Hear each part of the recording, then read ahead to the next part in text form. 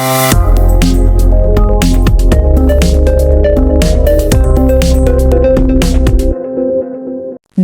Yang Maha Mulia Tunku Tun Aminah Sultan Ibrahim Ismail dilantik sebagai pengerusi U-Mobile Sendirian Berhad berkuat kuasa 13 Mac 2026. Pelantikan ini menyusul selepas Tan Sri Vincent Tan melepaskan jawatan pengerusi sehari sebelumnya dan kini berperanan sebagai pengasas serta penasihat lembaga pengarah.